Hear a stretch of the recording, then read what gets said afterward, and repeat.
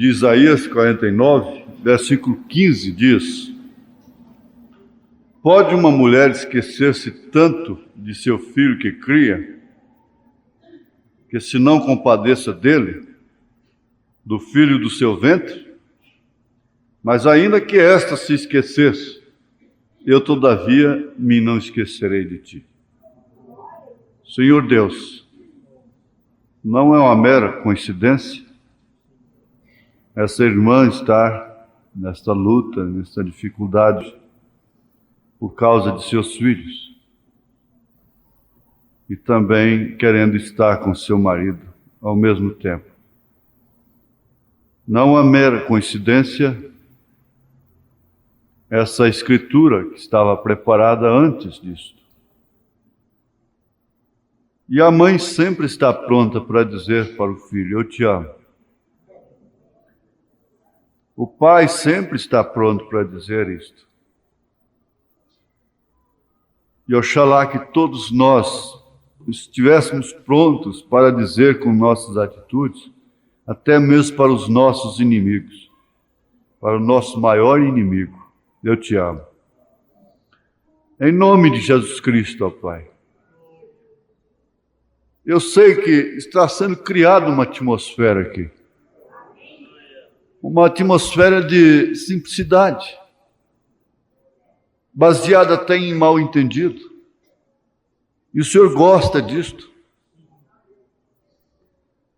O Senhor aprecia isto. E o Senhor pode perfeitamente aumentar essa atmosfera, no sentido de sermos totalmente transformados, no sentido de sermos abençoados e socorridos na hora da angústia, porquanto o Senhor é o socorro, bem presente na hora da angústia. Deus, como ela quer reparar os seus passos, há muitos também desejando fazê-lo. Que todos sejam ajudados na sinceridade de seus corações, na retidão de seus espíritos, na fé que habita em suas almas. Em nome de Jesus Cristo, atenta para o pedido do enfermo, do aflito, do necessitado, e traz nesta hora, Senhor, uma libertação total a todos que porventura são perseguidos por espíritos errados, por espíritos malignos, por toda superstição de espiritismo, de feitiçaria, de qualquer outra coisa. No nome de Jesus Cristo, nós te pedimos estas bênçãos. Amém. Podeis assentar, irmãos? Pode uma mulher esquecer-se tanto de seu filho que cria, que se não compadeça dele, do filho do seu ventre? Mas ainda que esta se esquecesse, eu todavia me não esquecerei de ti. A Bíblia usa expressões, parece que no maior de sua força, não? Ou uma vez um índio se converteu, não? E ele recebeu o Espírito Santo. E na linguagem de índio, ele não sabia responder aquela pergunta de uma maneira clássica, de uma maneira bastante civilizada, quando lhe perguntaram como que ele se sentia depois que recebeu o Espírito Santo. Ele disse: índio parece ter dois cães dentro de si, um preto e um branco, e os dois vivem constantemente rosnando um para o outro, brigando, isso se referindo à natureza dele, de homem, com a do Espírito Santo. Então ele usou uma ilustração, uma metáfora, uma força de expressão simples, grosseira na verdade, mas que trouxe uma mensagem muito importante para o profeta. Isso ficou enquadrado numa mensagem do profeta desta era. Porque lhe perguntaram: e qual dos dois que vence? Ele disse: aquele que índio alimenta mais. Esse é o que vence. Quando o índio alimenta mais o cão negro vence. Mas quando ele alimenta mais o cão branco, então o cão branco vence. E há uma força de expressão até. Para se tirar o osso da boca de um cachorro, sem ser ferido, a melhor maneira é lhe dando um pedaço de carne. Então ele larga o osso e vai comer a carne. É lhe dando uma coisa melhor. Então são forças de expressões. Agora Deus tomou as coisas naturais para falar das espirituais. Jesus falou quase sempre em parábolas. E chegaram até mesmo a interrogá-lo: por que o Senhor lhes fala através de parábolas? Ele, virando para os seus, diz: a vós vos é dado conhecer os reinos dos céus, as coisas de Deus. Mas a eles se fala por parábola, para que não entendam, não se arrependam, não se converta e eu os cure. Agora veja como Deus tomou a força máxima. Pode uma mulher esquecer-se tanto de seu filho que cria, que se não compadeça dele, do filho de seu ventre? Melhor do que Deus, ninguém conhece o amor da mãe pelo filho. Quando você concorda com isso, você que é mãe, você deve lembrar também que aquela outra pessoa também tem uma mãe. Aquele outro rapaz também tem uma mãe. Aquela outra moça também tem uma mãe. E que, como você, sofre, passa vergonha por causa das sujeiras do seu filho ou de sua filha, mas não consegue abandoná-lo, não consegue abandoná-la. Então você se lembre desta expressão de Deus: pode uma mulher esquecer-se tanto de seu filho que cria, que não se compadeça dele, do filho do seu ventre?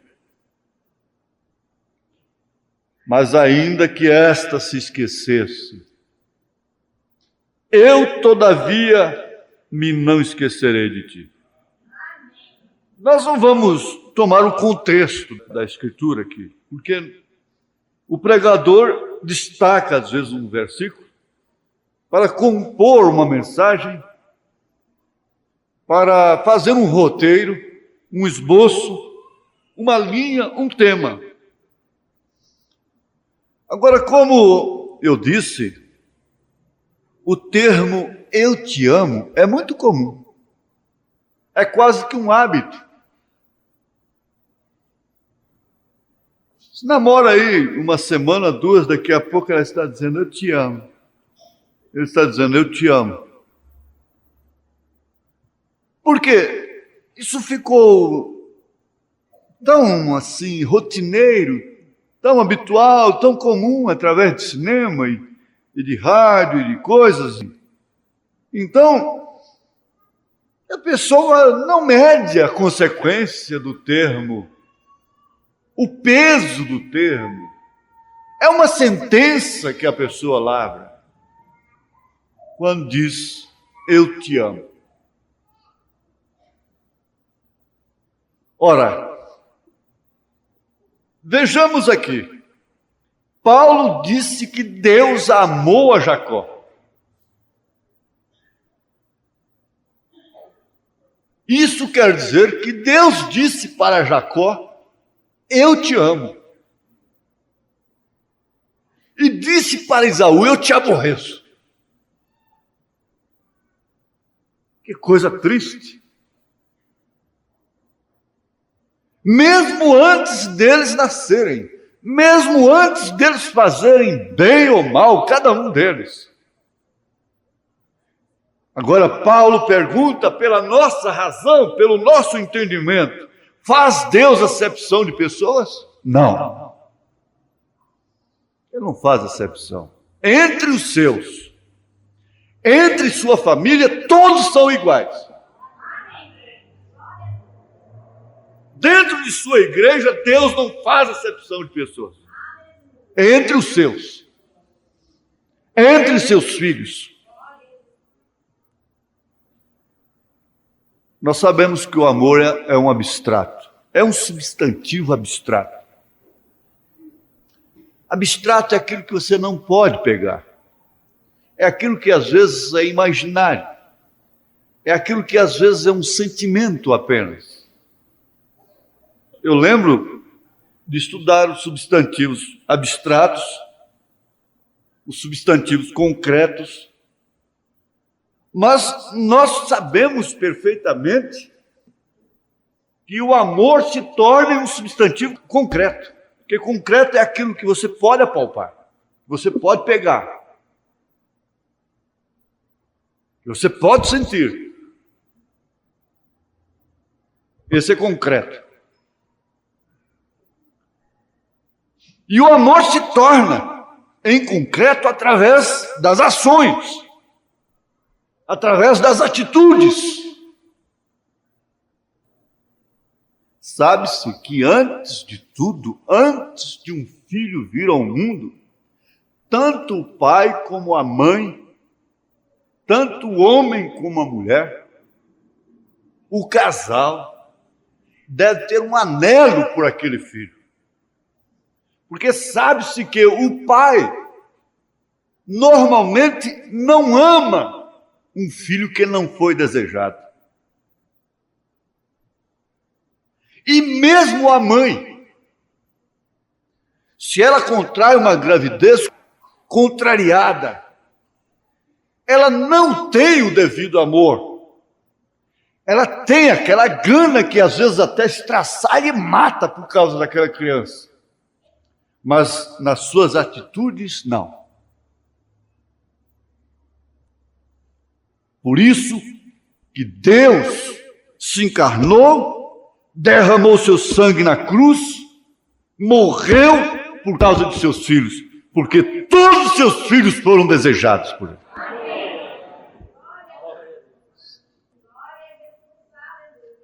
Todos os seus filhos.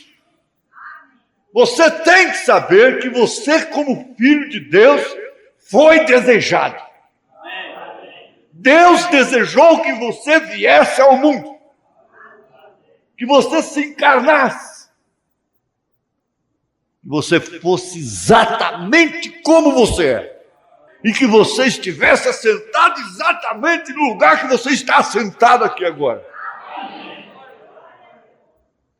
ouvindo exatamente estas palavras: eu te amo, eu te desejei. É palpar, é se tornar concreto. Pensa você, quando Abraão pôde pôr em seus braços o pequeno Isaque, foi a promessa materializada. Ele pôde pegar o concreto, pôde beijar, pôde abraçar, dizer: eu te amo. Eu te amo. Aquela Sara deve ter tido tanta alegria ao poder abraçar aquele filho desejado. Desejou desde que se casou e não conseguiu.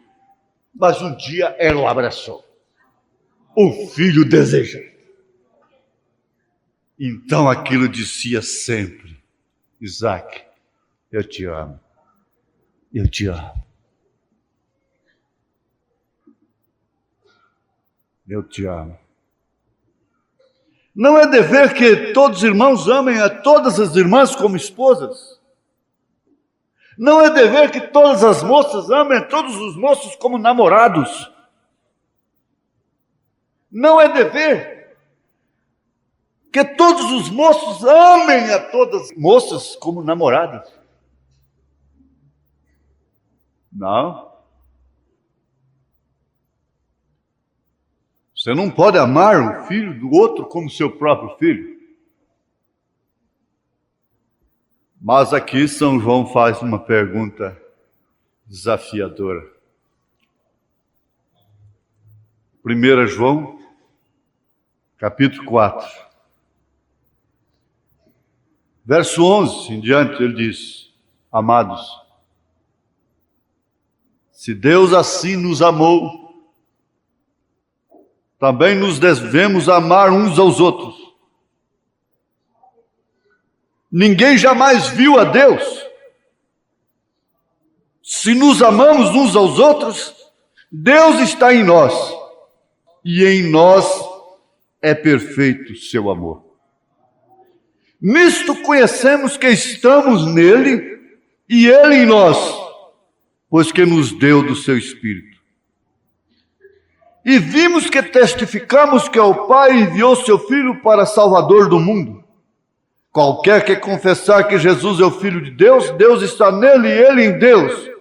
E nós conhecemos e cremos no amor que Deus nos tem. Deus é amor.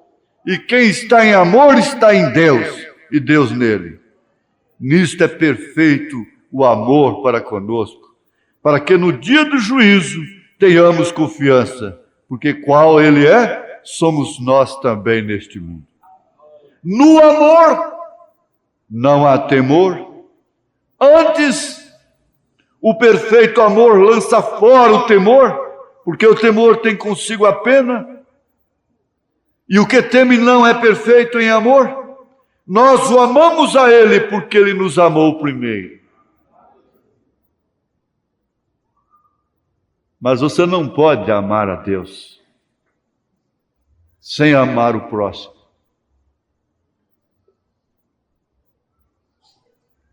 Você não pode dizer que ama a Deus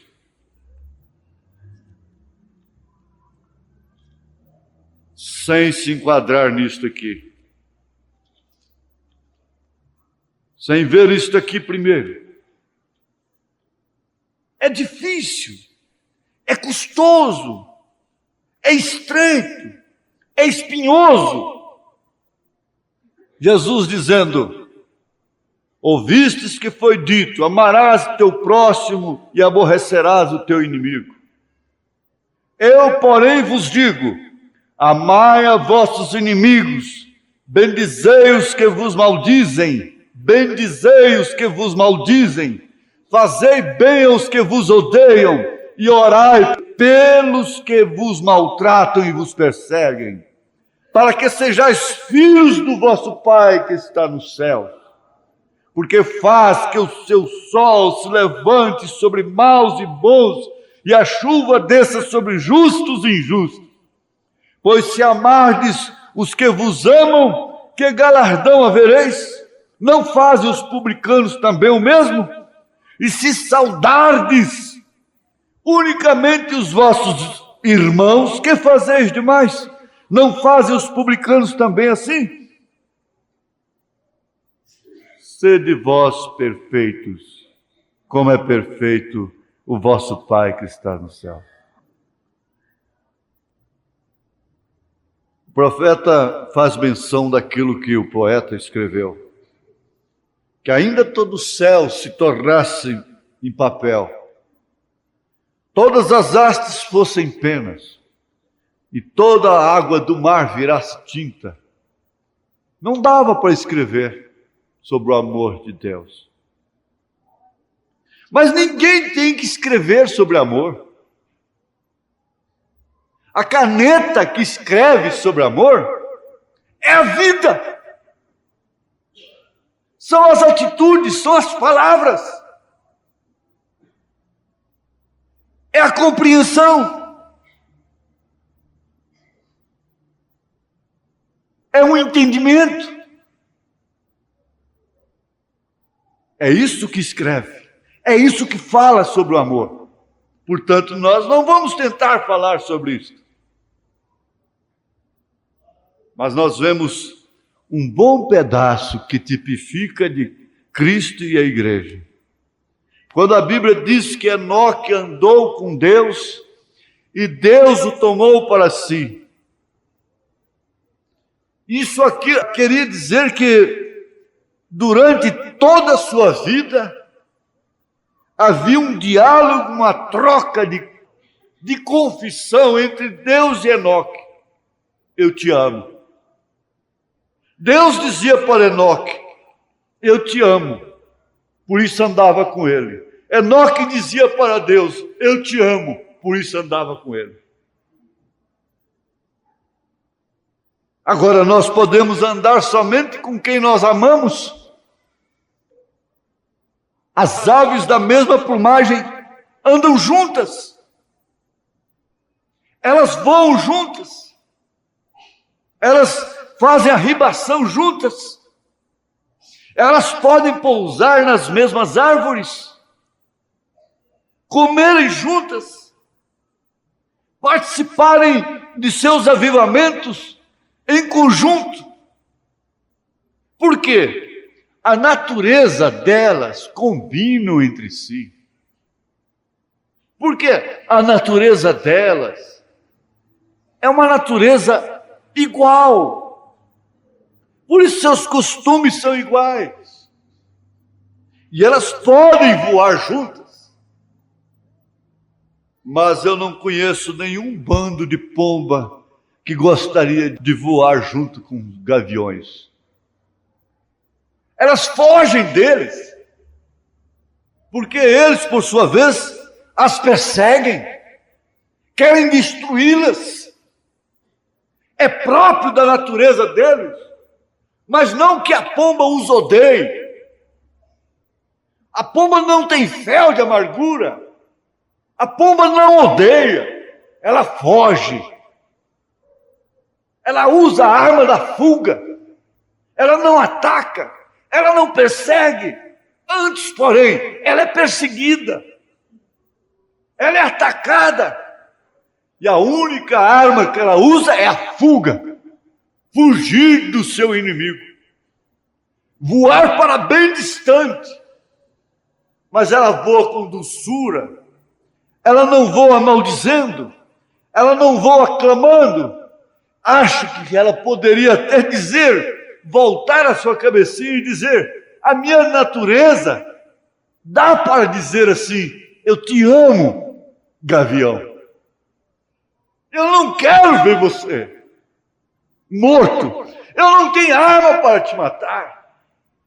Eu não tenho meios para te matar. Eu não posso comer com você. Porque se eu for comer com você, eu morro. Não há meio de eu andar com você. Mas não porque eu te odeio. Porque a minha natureza não é de ódio. A natureza da pomba fala para o gavião, eu te amo. E a natureza do gavião fala para a pomba, eu te amo também, para te entregar, para comer. Mas a profissão que existia entre Enoque, um tipo da noiva, e Deus, foi recíproca. Elas foram recíprocas. Isto quer dizer que uma correspondia com a outra. E a Bíblia diz que Enoque andou com Deus todo o tempo de sua vida. E eu fico pensando assim, será que eu posso falar mesmo que eu amo a Jesus?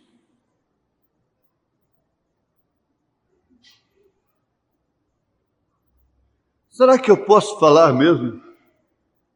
Eu te amo, Jesus.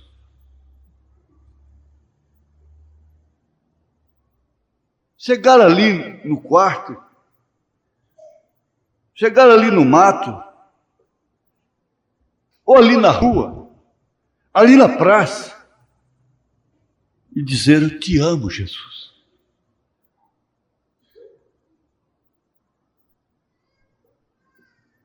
Está meio difícil, meio custoso. Será que existe ainda aquele sentimento? Parece que a melhor coisa que uma pessoa podia ouvir da outra, na qual ela crê de coração, era ouvir sair de seus lábios aquilo que as suas atitudes provam. Eu te amo. Você já ouviu essa frase? Alguém já te disse para você, eu te amo? Falou bem, com bastante doçura, eu te amo, meu amor. Já? Eu te amo.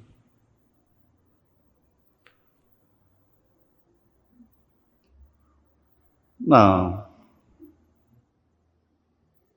Eu acho que seria muita felicidade,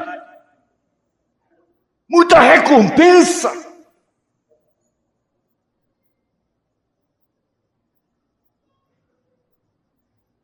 Porque você cai num estado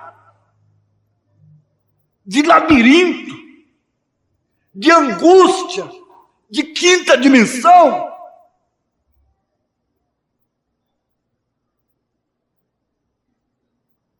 E você perde os sentimentos.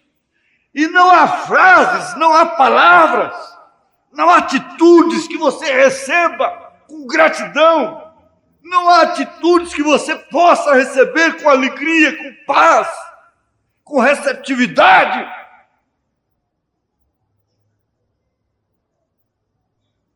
Mas o homem chega ao ponto de sentir mal.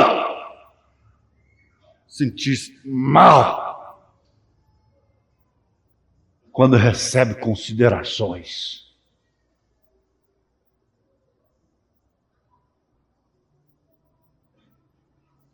O homem se faz tão indigno e cai no mais profundo do ridículo que tais coisas para ele se tornam abomináveis, antirrecomendáveis e provocam uma ira interna. E há filhos que chegam ao ponto de serem revoltados por causa daquele amor pegajoso de uma mãe. Aquele amor pegajoso, aquele amor que cego, aquele amor que só fica querendo guardar a sua vida e fazer dele uma relíquia, um vaso que não pode ser quebrado, tem que ser cuidado. E às vezes aquele filho se sente até revoltado. Quantos não poderão suportar o amor de Deus? Não há maneira mais eficaz para torturar. Não há maneira mais eficaz para torturar uma pessoa, a não ser esta que Deus usa. Cuspiram no seu rosto, bateram na sua face, e ele olhando com amor, pediu: Pai, perdoa-lhes, porque eles não sabem o que fazem.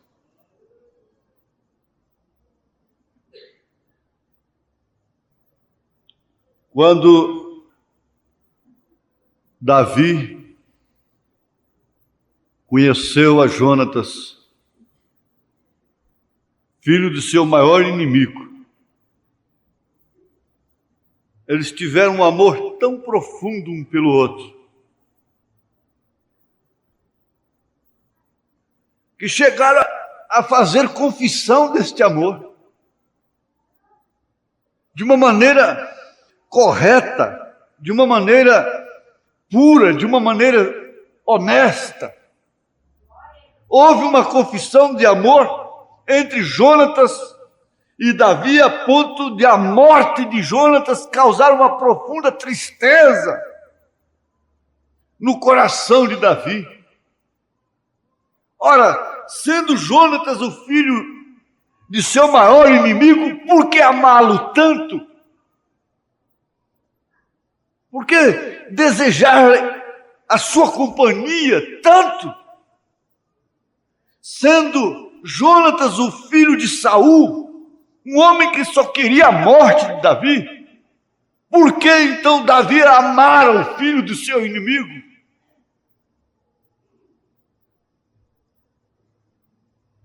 O amor é inexplicável. O amor ninguém pode explicar. Esse amor que nós vemos na Bíblia,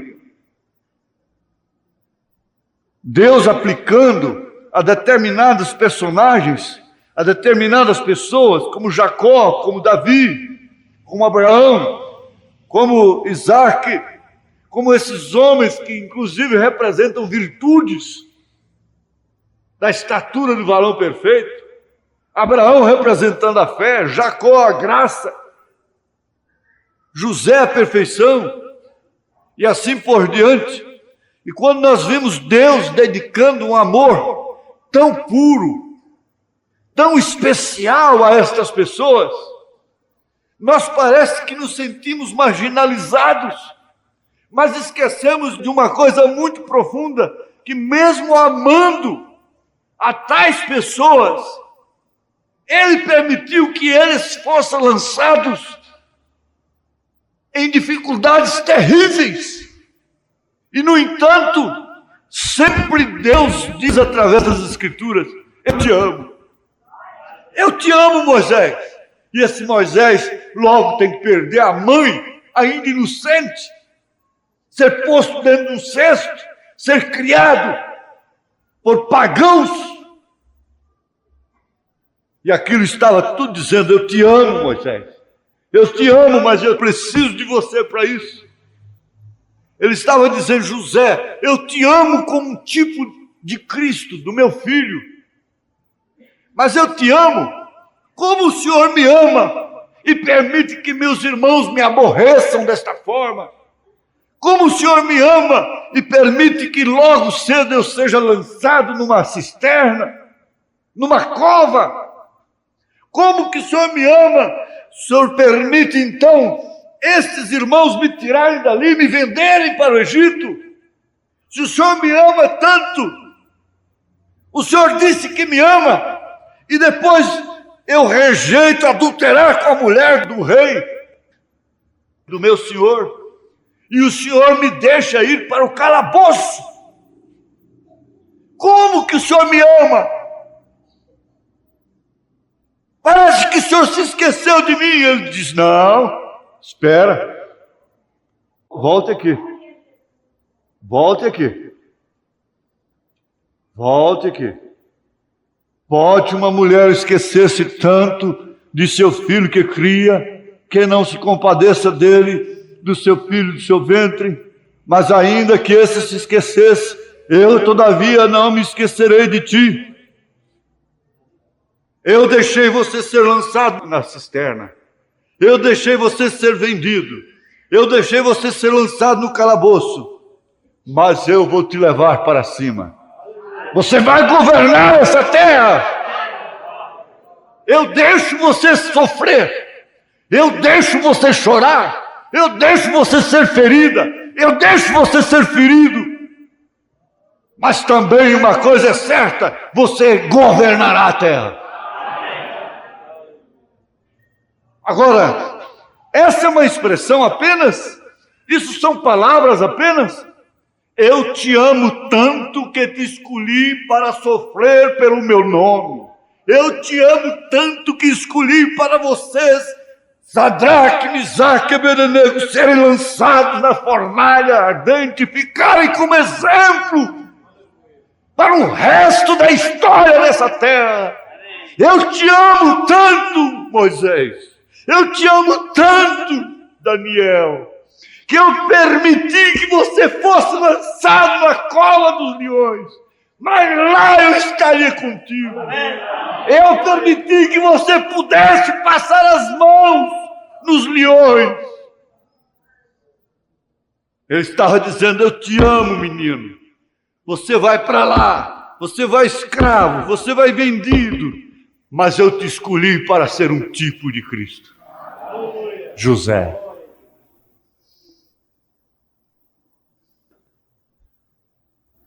Deus deixou Israel passar por muitas dificuldades.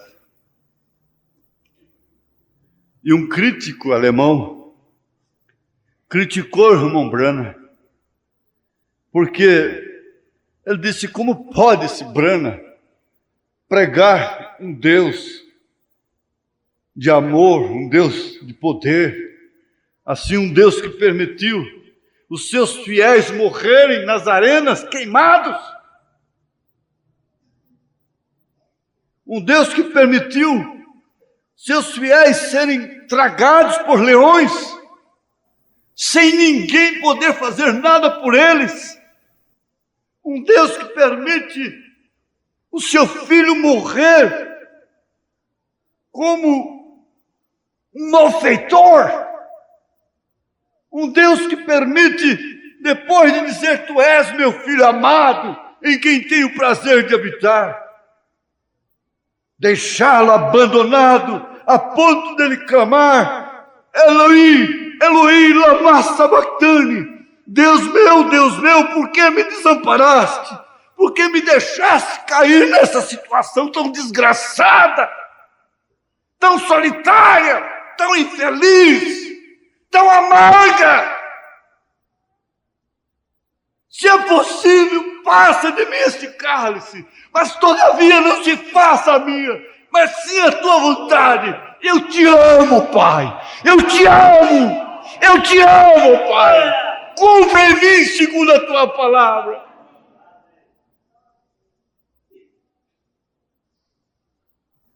Ora, Deus, por que você não veio primeiro a José e disse para ele: casa, pega a moça, mas não toque nela, porque me apraz trazer o meu filho através dela, se cumprir o que o profeta Isaías profetizou.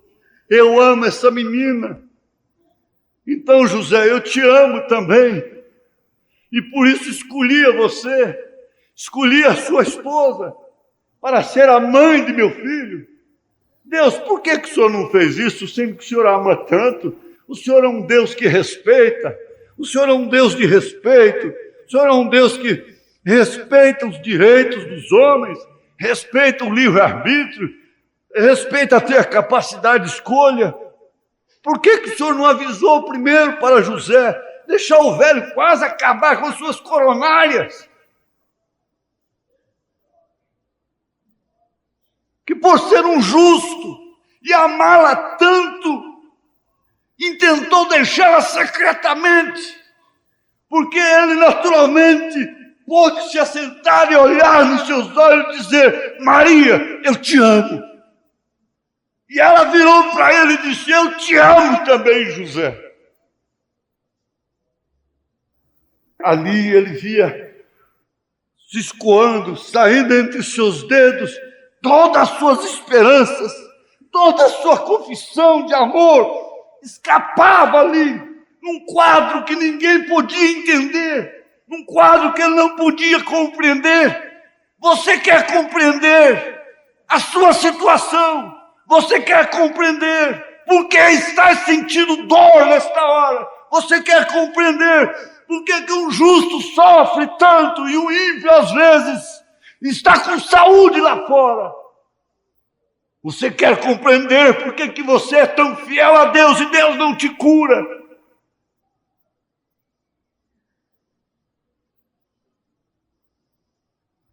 Ele via aquilo saindo entre os seus dedos. Mas Deus estava dizendo: José, eu te amo. Maria, eu te amo. Passando para a igreja primitiva, Nós vemos começando ali por Maria Madalena. Eles falam, porque Maria Madalena foi a última tentação de Jesus. Não, não foi a última, não. Maria não tentou Jesus um momento sequer. Não, Maria não tentou Jesus. Mas ele disse para ela, eu te amo. Como disse para o ladrão crucificado lá direito também, eu te amo tanto que posso fazer você, um homem sem letras, um homem que não conhece as Escrituras, como os sacerdotes conhecem, ver que eu sou um rei e que eu tenho um paraíso. Eu te amo tanto que eu posso te levar a ver agora o cumprimento da mensagem do momento, abrir os seus olhos para compreender a revelação do momento. Embora crucificada, embora feia, embora sangrenta, embora humilhada, lembra-te de mim quando entrares no teu paraíso. Ele estava dizendo, eu te amo, grande rei. Eu quero morar contigo. Eu quero viver contigo. Perguntasse para ele, você quer descer da cruz? Ter liberdade agora? Não, eu quero ir com ele. Lembra-te de mim quando entrares no teu reino. Eu te amo, Jesus. E Jesus respondeu, te amo, ladrão. Qual é o nome dele? Ladrão. Qual é o nome dele? Trapaceiro. Qual é o nome dele? Mentiroso. Qual é o nome dela? Adúltera. Qual é o nome dele? Endemoniado. Mas o que ele ouviu de Deus? O que ele ouviu do Salvador? Eu te amo. Eu te amo tanto, tanto que eu te quero comigo. Eu te quero comigo no meu paraíso. Sem passar por purgatório, nem por reencarnação, nem coisa alguma. Hoje mesmo estarás comigo no meu paraíso. Te amo tanto que eu derramei meu sangue por você.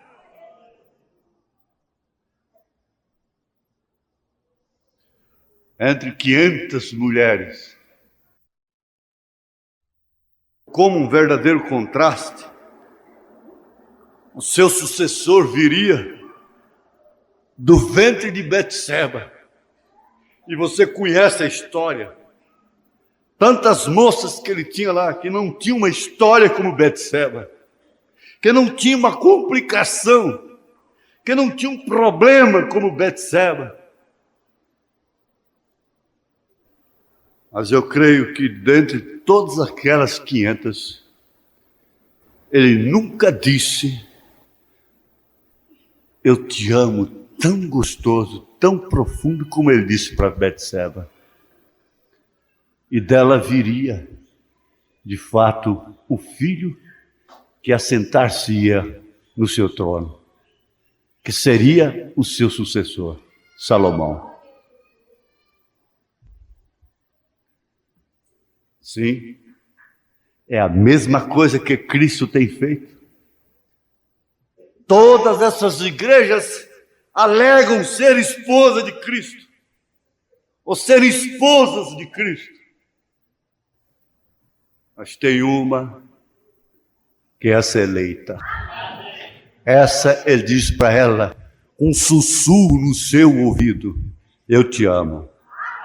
Eu te amo tanto que eu posso te levar a sofrer as maiores decepções por causa de mim. Eu te amo tanto e confio tanto em você que eu posso permitir que você venha adoecer, receber orações e não ser curada e continuar crendo que eu tenho poder para curar. Eu te amo tanto que eu posso te tomar e te jogar numa cadeia de circunstâncias e crer que você não vai se evadir, crer que você não vai recuar, Creia que você não vai voltar atrás. Eu te amo. E você me ama também. E Salomão escreveu em Cantares quase que exatamente isso. Ela diz: eu sou de meu amado. Ele diz: eu sou de minha amada. Cristo é a igreja em Cristo, numa verdadeira declaração de amor, através de sua vida, através de seus sofrimentos, através de suas angústias, através de suas lutas. Que quando justamente numa hora em que o mundo passa, justamente à margem de uma grande hecatombe, de um grande acidente irreversível, incontrolável, inevitável,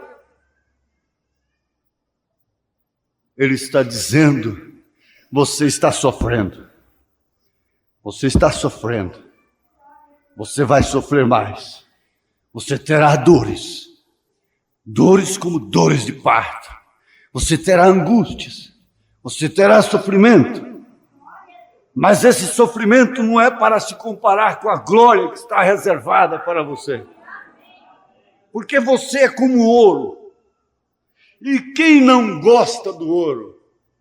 Todos se agradam do ouro, e todos apreciam o ouro, e todos têm confiança no ouro,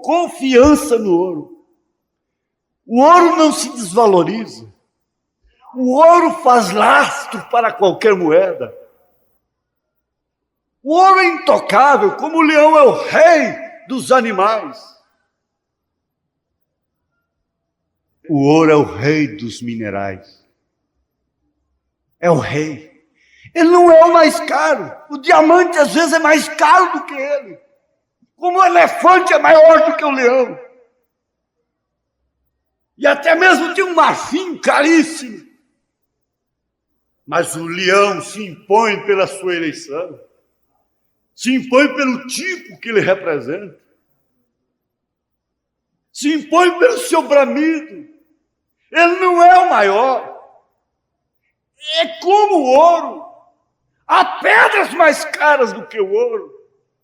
Mas quem faz o lastro é o ouro. E todo mundo ama o ouro, confia no ouro. É um minério de confiança. Pode-se depositar confiança no ouro. E por isso não tem pena de levar o ouro no cadinho. Não tem dor. Não tem pena de levá-lo ao fogo e derretê-lo até formar uma joia. Então esse é o ouro de Deus, da confiança de Deus, é o amor de Deus no seu ouro que está aqui na terra. Você é o ouro de Deus, mas Deus não te poupa. Ele te levará no cadinho, Ele te levará na aflição, para assim ser formada a grande joia de sua coroa. Aleluia. Ele está sempre dizendo: eu te amo. Eu não podia entender isso, como minha mãe podia me amar e bater tão doído como ela batia. Pois eu entendi que era o amor que ela tinha por mim. A levava a me bater, me corrigir, de uma maneira tão dolorosa, tão doída. E eu gritava, e eu chorava, e eu pulava. E ela me batia. E ela me batia.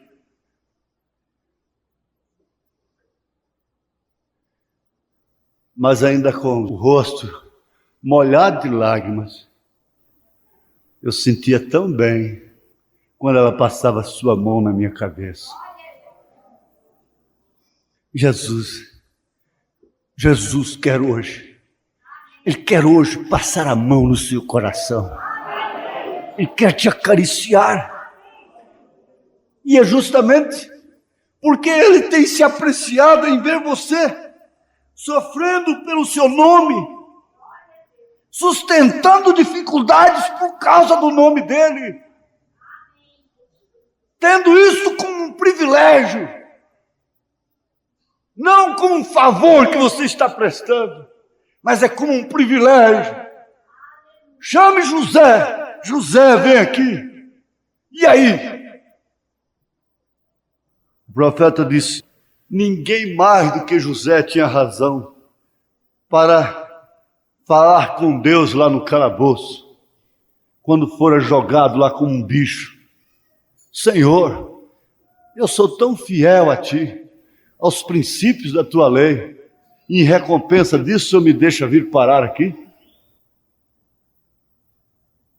Mas fique sabendo que antes de subir, tem que descer. Ele desceu, foi ao calabouço, mas logo subiu.